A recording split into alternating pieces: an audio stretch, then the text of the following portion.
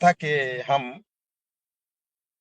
बाहर रहेंगे, लेकिन फिर भी मुझे लगा कि दर्शक इंतजार में होंगे, तो उन्हें थोड़ा सा समय दिया जाए, उनसे बात की जाए और उनका हौसला बढ़ाया जाए। अनुदेशक शिक्षा मित्रों के लिए यह सितंबर का महीना महत्वपूर्ण क्यों है?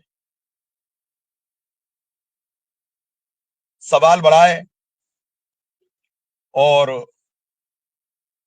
इसमें रहस्य भी है। 2 सितंबर को सुप्रीम कोर्ट में सुनवाई है अनुदेशक के मामले में, सर्वोच्च अदालत में, सुप्रीम कोर्ट में, और उम्मीद है कि केस टॉप ऑफ बोर्ड में लगेगा। इसका मतलब 1 से 10 नंबर तक होगा और एक बड़ी उपलब्धि होगी कि अनुदेशक शिक्षा मित्रों के केस टॉप ऑफ बोर्ड नहीं लगे, लेकिन पिछली बार भी 1 नंबर पर लगा।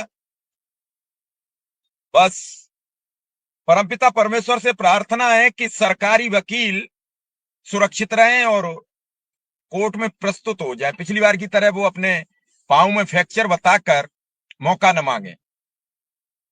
और अगर ये केस जीता जाता है तो 25,000 परिवारों में खुशी की लहर दौड़ जाएगी। जो लोग 9,000 में अपना जीवन यापन करते हैं, जिनके पेट के भोजन की व्यवस्था नहीं है। आपको बता दें कि कल सर्वोच्च अदालत ने जो दलील दी है उससे सरकारों को डूब के मर जाना चाहिए।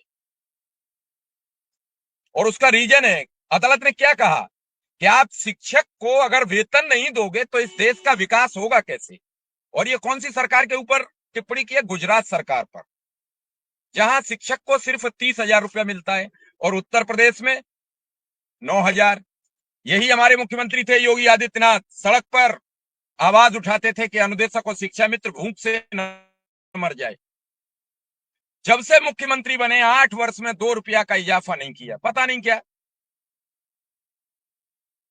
अब अगर आपको अपने बेटे के लिए और खुद के लिए रोजगार चाहिए तो फिर रोजगार पर वोट करना पड़ेगा। रोजगार पर लोगों से, अपने नेताओं से सवाल करने पड़ेंगे कि आप बताइए विधायक जी, सांसद जी, क्या रोड मैप लेके आए हो, या फिर आप किसी चेहरे पर वोट लेने आए हो? जिस दिन आपने ये सवाल कर दिया, सभी सरकारें आपके दरवाजे पर खड़ी होंगी और आपको न्याय के लिए जो आप वोट देंगे उसका हक मिलेगा। अब आप धर्म, संप्रदाय, जाति पर वोट करते रहेंगे तो न तो आपके बेटे को रोजगार मिलेगा और न आपका वेतन बढ़ेगा। आप ऐसे ही घिसटते, पिटते, लुटते अपने जीवन के अंतिम पायदान पर चले जाएंगे और फिर कहेंगे, जो आए दिन हो रहा है, आज भी शायद 2 शिक्षा मित्रों की मौत हुई है और बड़ा दुख होता है जब पता लगता है कि अंतिम संस्कार के लिए, कफन के लिए पैसे नहीं थे परिवार के पास। इससे बुरा वक्त क्या हुआ? 20 वर्ष, 22 वर्ष, 25 वर्ष सरकार में रहकर, सेवा देकर, और कफन के लिए पैसे नहीं है। इससे बड़ा दुर्भाग्य, इससे बड़ा बुरा वक्त और क्या होगा? आज 2 शिक्षा मित्र सेवानिवृत्त हुए। 25 वर्ष उत्तर प्रदेश सरकार में काम करके सरकार ने यह भी नहीं सोचा, जिस टीचर को 1 लाख रुपया देती है सरकार उसे पूरा सत्र देती है, लेकिन जिस शिक्षा मित्र को 10,000 रुपया मानदेय देती है उसे आज ही सेवानिवृत्त कर दिया।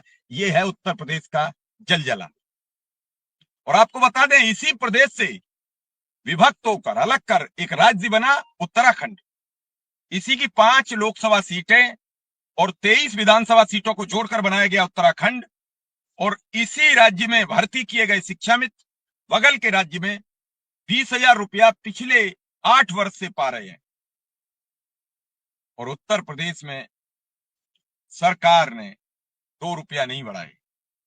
अगर इसी तरीके से चलेगा तो होगा क्या? विकास, विकास, समझ में नहीं आता कि आखिर सरकार कहना क्या चाहती है। अगर मंत्री से बात करो, बेसिक शिक्षा मंत्री से, वो कहते हैं जल्द हम न्याय देने वाले हैं। मुख्यमंत्री जी से बात की तो वो कह रहे हैं कि जल्द हम ऐलान करने वाले हैं।